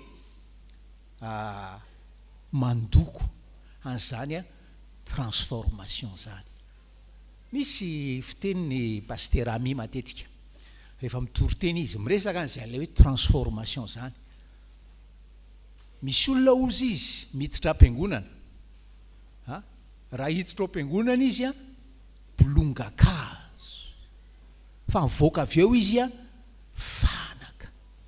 fanaka sarobidy zay le fonction ny fiangonana ry havana fa misy olona ndray ozy izy président Ami miditra am-piangonana izy bolongakazo voaka avy eo izy a kitay zay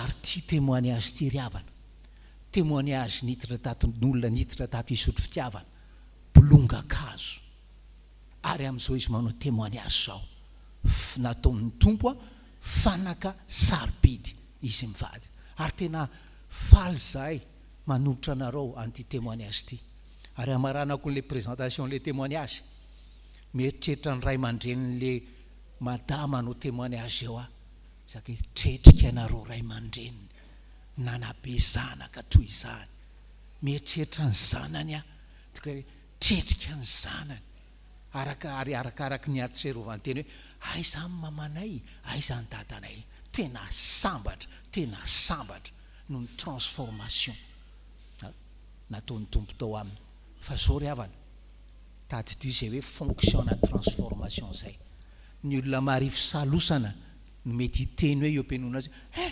raha za de tsy nitataranyzany a au contraire zay le fitsoroana vavolombelona hoe hisotro fitiavana tena hoe fidèle mandeha mendrika amin'ny fiantsona hoe fiangonana de hoe mitaiza hitransformer mpivavaka tao aminy dao raha tompoko fiangonana amin'ny anaran'i Jesosy Kristy tompo ary manonona ny fiadanany amintsika rehetra amen noho ny amin'izao fanokafana ny topam-pahakalazana ny fisotrondronoan'ny mpitandrina raha maholo miasolofo mivady zao dia tena ravo izay mivady manao ny fijoroana vavolombelona izao Koritiana faharoa toko faharoa ambin'ny folo ny andininy fahasivy amin'ny anaran'i Jesosy ampy ho anao ny fahasoavako fa ny heriko dia tanterahana amin'ny fahalemena koa maika sitrako ny rehare ny amin'ny fahalemeko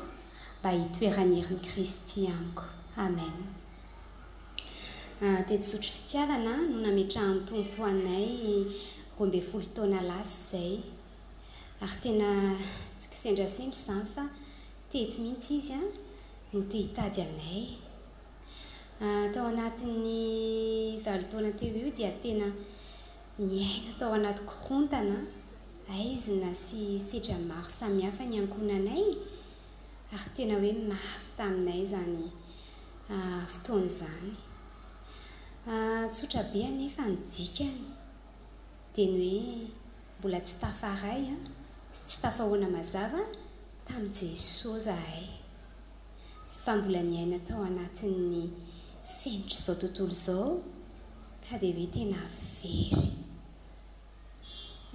sofa teo Jesosy efa niandro fatratra anay ka tena hoe miderana azy makasitraka azy manome voninahitra azy ny aty anatinay manontolo hoe fa nojereny tamin'ilay mahasonena izay ka tondona ny amonjy anay izy mahagaga no anarany ary mahatalanjona ny asany mankasitraka koa zahay satria dia nomen'ny tompo an'ny pasteur Solofo na fotoana ny aina nananatra na nintsy na mpianatra na noana tao anatin'izany fotoana rehetra izany tsotra be tena hoe fahasoavana sy fitiavana izany. Misaotra azy indrindra koa ny amin'ny tolotsaina ny raisiny tamin'i Jesosy, ny amin'ireo seha-pitezana maro eto amin'ny fitandremana, izay tena hoe ikelezany aina fatratra hampandrosoana ny mpanompon'i Kristy tsirairay. Tsy mora fa tena tsampanay mihitsy ilay rigueur, discipline, ilay tosika sy angovo amin'ny fanatanterahana ireo. Dia tena hoe tsapa fa tena miankina amin'ilay hery mahevitra vaika an'i Jesosy, dia tena ilay hoe fitiavany. Tianay manokana ny école de disciple, izay tena nalova ny fiainanay tanteraka, izay nanomezany Jesosy anay an'ilay ainga vao miaraka aminy, satria tena hoe dimension hafa mihitsy ilay fankatoavana eo amin'ny fiainana manontolo. Tena hoe principe ny lanitra no ety miaina eo ambanin'ny tana maherin'Andriamanitra. Ka dia tena hoe resy lahatra sy vonona izahay ankehitriny ny hanokana ny fiainanay ho an'ny Tompo irery. Ny vokatra dia mazava, manolo tena ho an'ny Tompo isan'andro anjakana izahay, manaiky havaozan'ny fanamasiny isan'andro, misokatra tanteraka ny amin'ny sitrapon'Andriamanitra izay apetrany aty anatinay, manaiky izay asa tiany ametrahananay isan'andro ny amin'ny olona izay tiany ampifikasoana aminay isan'andro, izarana an'izany hoe fiainana sy fahasoavana azo avy aminy. Manaiky koa izany toetra sy dinihany mandrakariva, mametraka ihany koa an'i Jesosy ho lohany zavatra rehetra ary tena hoe maka an'ilay fijeriny sy manaraka ny fandaminany. Fa indrindra tena hoe mitombo tamin'ny fahafozany izahay tao anatin'izany, satria dia takatray ilay sitraponiny amin'ny hoe aika ity volanay ity entinay mihitsy hamenoana ny banga ny hafa mba hitovy avokoa ny rehetra, ary farany dia hoe mankafy ny miaraka amin'ny isan'andro, tena hoe mankafy fean'izay rehetra dia tena hoe tsara ny programan'Andriamanitra ho an'ny olona rehetra ka tena miandry anao ny tomponao aza mangataka-andro itsony, fa eo izy tena hoe ilay mpamonjy mora azo indrindra, ka dia homany ara ny fonao hitady azy. Misaotra mankasitraka anao Andriamanitra, ary tena hoe manome voninahitra anao rery ihany. Amen. Dia ho an'Andriamanitra ny voninahitra. Amen.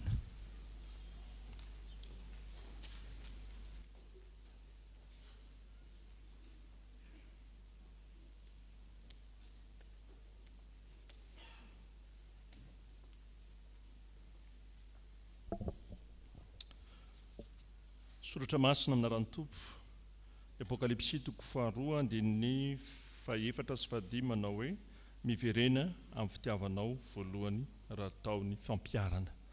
Dia ho voninahitr'Andriamanitra ery any ry havana no andraisako izao fitenena izao. Dia mianarany fobe hevitsikay ihany koa, satria ny asa tahaka izao dia asan'ny fiangonana, nefa ny fiangonana dia ao anatin'ny fiombonana raha teo. Misaotra an'i Jesosy tsika ny amin'izany anton-javatra rehetra izany, fa izy no antony, izy ny aviany, izy membonahitra mandrakizay. Misaotra ny tompontsika ry havana amin'izao fotoana lehibe izao izay jobily fankilazan'Andriamanitra noho ny atao hoe fanokafana izany fitaran'Andriamanitra izany amin'ny jobily fisondronono ny mpanompon'Andriamanitra raha maolo-miaso sy lofo mivady. Reto zavatra telo reto no tsaroko mandrakariva rehefa manonona na miantso izany mpitandrina raha maoly miaso sy lofo mivady izany. Ary rehefa miantso ny mpitandrina dia miantso anareo rehetra, izany hoe mahafantatra anareo fa iombona izany. zavatra telo ry havana dia ny lahara-pameana anankitelo zany io sady tsisy voalohany fa dia lahara-pameana avokoa reto telo reto. Voalohany dia ny tenin'Andriamanitra sy ny vavaka. Tenin'Andriamanitra sy ny vavaka. Fantatra roa zany ny fanomezana zao mpanompon'Andriamanitra zao ny anjara toerana zany hoe tenin'Andriamanitra zany na amin'ny fampianarana na ny toroteny indrindra fa manjary fiainana zany. Ary tonga ihany koa miteraka vavaka zany tenin'Andriamanitra zany. Azay manana antsika ilay fandarana eto milaza hoe famakiana baiboly isan'andro ary nisy navidy zany nareo teto hitanina ny hafa hahatanteraka zany. Ary indrindra ihany koa ny fianaranatsika fiainam-bavaka mandrakariva. Tsarovo zany fa ny fotoam-bavaka izay ananantsika dia ny tenin'Andriamanitra sy vavaka tsy misaraka ireo. Ary izay mifandraisika amin'ny Jesosy ilay Jesosy tompo sy mpamonjy ary zany koa nahatonga antsika ho mpianatra ny tompo eo amin'ny fiainantsika. Faharoa dia ny fiombonana sy ny fanompona. Fiombonana sy ny fanompona. Fiombonana dia tahaka antsika izao ny any amin'ny sodapartany, ny fobe fitsekema, eny fiangonana maneran-tany dia zava-dehibe izany. Ny ainan'ny mpitandrina mivady zany ary efa miteny zany aho dia iainanareo fiangonana isotro fitiavana ihany koa satria izay no ilay fitiavana akabe nomeny Jesosy atsika. Ary ny fahatelo dia ny asa fitoriana filazantsara sy ny asa misiona. Asa fitoriana filazantsara sy ny asa misiona. Ny asa fitoriana filazantsara dia efa nandray ny filazantsara nandray ny Jesosy tompo sy mpamonjy dia mizary zany ray amin'ny olombelona rehetra, amin'ny fotoana rehetra, amin'ny toerana rehetra. Ary ny asa misiona dia miteraka fampandrosoana ny olona manontolo sy ny olona rehetra. Ao anatin'izany ny ataontsika na amin'ny fitsaboana, ny ataontsika anatin'izany koa ny fanohanana sy ny fanorenana ny sekoly sy ny fiangonana na ny eto Tananarivo na ny any pelezana amin'ny Madagasikara zany dia isaorina an Jesosy zany isaorina dia mankasitraka pasteur mivady amin'izany asa lehibe izay asan'ny tenin'Andriamanitra, asan'ny fanamasina ary asan'ny finoana avy amin'Andriamanitra iainanareo izany. Faharoa dia ny afatra lehibe ho antsika fiangonana satria araka ny tenin'ny pasteur teo fa manomana antsika zavatra an'izao dia tsaroko fa ny ainanareo izy ity dia tohizo hatrany ny fanohana amin'ny mpanompon'Andriamanitra satria nahoana irak'Andriamanitra izy ireny, irak Kristy na ambassadeuran'i Kristy ary zany koa ianao. Dia reto ry havana ny fanohanantsika hatrany izay mpitandrina amin'ny fandimby ary efa iainantsika zany mandra-piavon'i Jesosy ny voalohany dia mivavaka ao amin'ny mpitandrina ny ankonany. Matoa ianao ry fiangonana tahaka izao na amin'ny fiainanao andavanandro na amin'ny fiainanao miafina na amin'ny fiainanao talakimaso hitan'ny olona dia tsaroa fa misy mivavaka ao anao any. Iza mivavaka ao anao? Pasteur mivatsy ny ankonany. Ary efa mivavaka anareo izay pasteur tena mandohalika mivavaka ao anareo izay. Misy fotoana antsika tsy mahavita mivavaka intsony olona mpanompon'Andriamanitra narary mafy tao anatin'ny valanaretina Covid-19 iny izy dia nijorovavolobelona tamiko izy tonia pasteur ozy tamiko tena le olona manodidina tamiko efa natsony Jesosy zany maty zany dia za zany teo pasteur dia ozy izy mivavaka natao Jesosy tsy mahita vavaka atao tsony amen zay nataony dia ve sy ny tantara ohatra ny afaka nanonona ihany raha ohatra zavatra andresako a Jesosy zany lazaiko inona dikan'izay tena misy fotoantsika tsy mahavita vavaka intsony reraka ny fiainana andavanandro fa misy mivavaka ao anao any dia ny mpitandrina raha maolo-miaso mivady izay tena mitsotra mambavaka mandrakariva ary natsika miara-mivavaka ohatr'izao zany tsy tonga fotsiny fa misy olona mivavaka izay ny voalohany anankidimy reto lazaiko aminareo reto. Ny faharoa dia manaja mpitandrina na tsy mitovy aza ny hevitra. Manaja tsara ny mpanompon'Andriamanitra na tsy mitovy aza ny hevitra. Manaja tsara ny olombositra na tsy mitovy tena tsy mora ry havana mitondra fiangonana. Tsy mora mihitsy mitondra antsika fiangonana satria na ianao ary zao naton'ny fianakaviana tena hitana hoe tsy mora mitondra ny zanaka lahy sy ny zanaka vavy mampitovy hevitra. Vao maika moa fa isikreto fa misaotra ny tompony ny fahasoavana sy ny fanamasina afaka miombontsika kavavy iray sy iray fanahy iray no itsika mideran'ny tompo ka dia manajatra ny olombositra na tsy mitovy aza ny hevitra. Ny fahatelo manampy azy ary mame azy ilainy amin'ny asa fitona filazantsara na dia tsy mangataka aza izy. Meo zay ilainy izy amin'ny asa fitona filazantsara na dia tsy mangataka aza. Aza vela angataka, aza vela apatsy akory reny olombositr'Andriamanitra reny amin'ny asa fitona filazantsara. Fa nareo mahafantatra tsara fa nyvony afantarana ny azo ampio izy aza vela ampatsiaro meo azy ilainy amin'ny asa fitoriana ny filazantsara.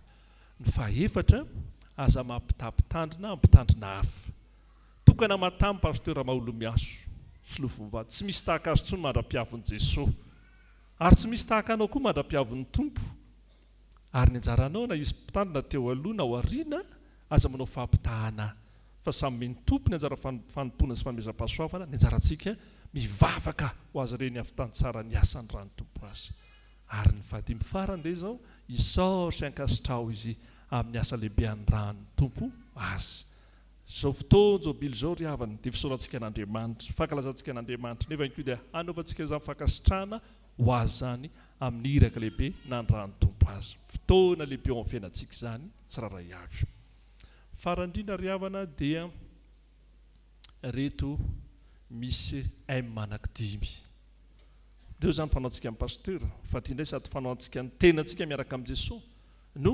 hitombontsika amin'ny finoana ny voalohany dia zao misaoran'i Jesosy amin'ny zavatra rehetra tondran'Andriamanitra anao mahaiza mifaly misaotra anao Jesosy na aiza n'aiza ny raha ny tompo anao mifaly mandrakariva misaora amin'i Jesosy mamarina ny taontsika zao misaora amin'i Jesosy zay olona andimby na pasteur amin'ny sehatra misy mahaiza misaotra n'Andriamanitra ny fitondrany atsika faharoa ny faharoa dia mifantoka ao amin'i Jesosy ray misaotra amin'i Jesosy mifantoka amin'i Jesosy inona ilay hoe mifantoka amin'i Jesosy mifantoka tsara mivavaka rehefa amin'ny fiangonana tena mivavaka ataovy izay azonao zavatra farany betsaka indrindra atao amin'ny fiangonana indrindra amin'ny fiainam-panahy tena tsaroanao niaona tamin'i Jesosy aho ary tena tsaroanao tena maivana netako niala teto aho araka ny teny mitana toy niditra teto aho zao ny endriko miala eto aho zao ny endriko tena tsaroanao niaona tamin'i Jesosy aho mifantoka tsara mivavaka ary mifaharoa mifantoka tsara amin'ny asa vavolombelona ny raha ny tompo antsika ny fiarahamonina misy antsika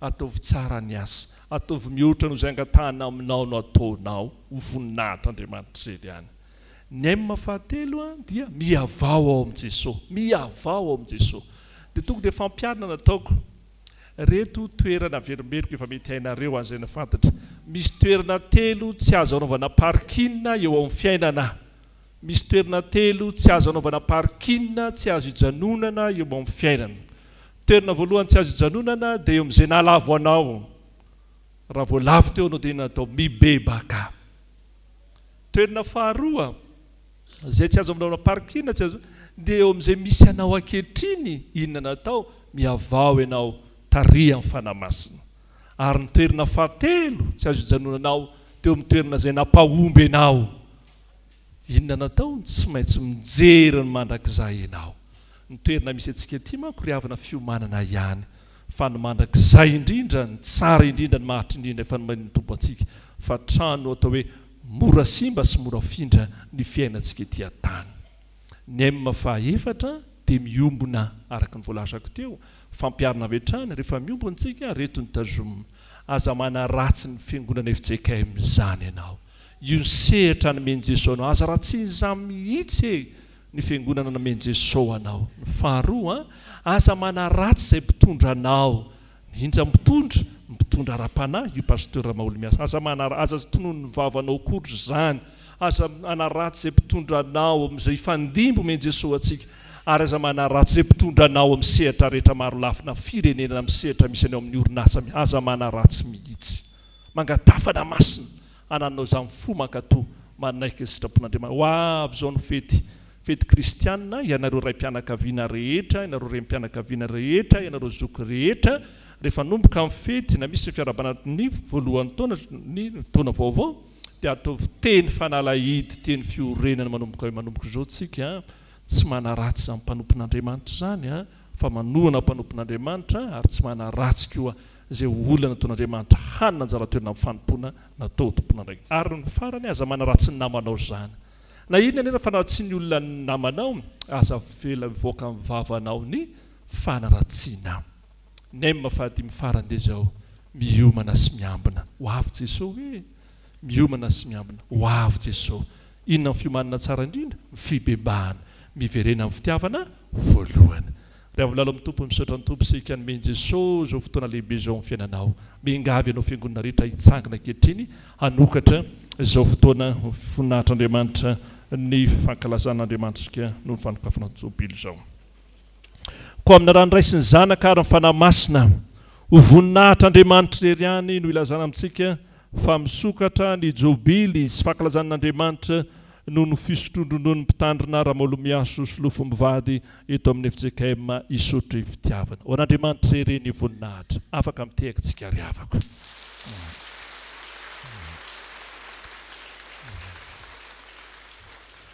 Ivavakisika Jesosy ianao ilay fangana maty sy fiainana, ianao ilay niakatra velany an-danitra ary mbola hiverina indray amin'ny hesiny voninahitra ao. Misaotra indrindra fa ianao koa fiandohana sy fiafarana, ianao niatony zavatra retrenao ny ivony fiainanay. Misaotra anao ny fotoanan'io izay fanokafana izany fankalazanao Andriamanitra nao jobily fisotrondronono ny mpitandrina Ramolomiaso mivady izany. Mo fifalianay niaraka mandrakariva ao aminao na ny fanokafana na ny ivo na ny famaranana. Ary indre ny fifalianay sady fa ny tsara lavitra indrindra re tanteranao amin'ny fiainanay, tanteranao amin'ny mpanomponao ny mpitandrina Ramolomiaso mivady sy ny ankonany na ny eto Madagasikara na ny ampitan-dranomasina. Ary nivavaka ho an'ny komity izay, vavaka ho amin'ny fiangonana manontolo ho sainy iray vava iray fanahy iray no entinay midera sy mankalazanao. Ary indreko ny fifalianay faomena teny fanomezan-toko sahaja izay fa anao izay anao fiangonana ary tarihanao amin'ny fandresena ary mihoatra ny mpandresy ny fiangonanao sy ny mpanomponao. Amin'ny anaranao Jesosy Kristy no angatana izany vavaka izany. Amen. Petraka ianareo fiangonana.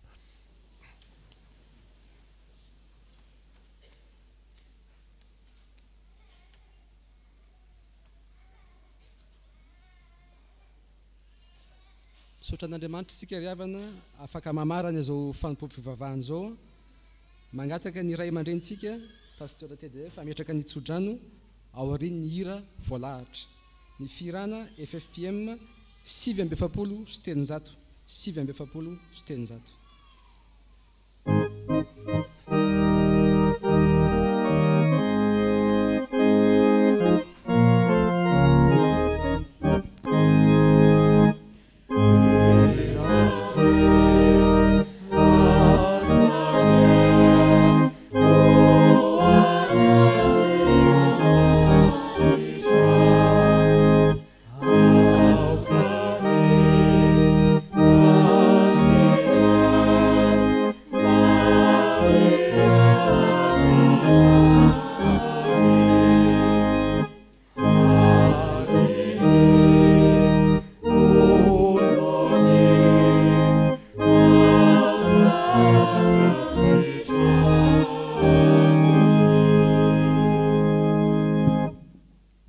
Raiso ny Tsodrano tononona amin'ny anaran'i Jesosy Kristy tompontsika.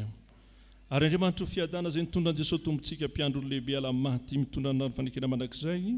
Izy ny tanteraka anareo amin'ny tsara rehetra anao sitraponin-kaso anatinareo sy ankasitrahany eo masony amin'ny alalan'i Jesosy Kristy. Ho azy any amin'ny voninahitra mandrakizay. Amen. Ny hira fa 2 sy telonjato nataontsika.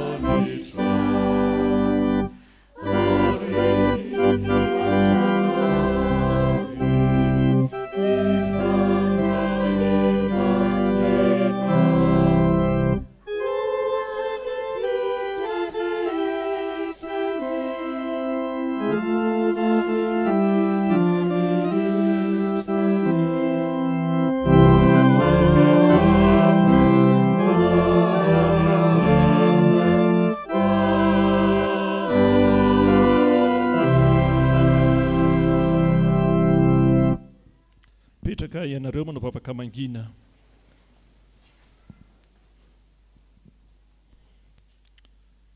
Dia ho an'Andriamanitra any amin'ny voninahitra amin'ny aran'ny Ray sy ny Zanaka ary ny fanahy masina. Amen.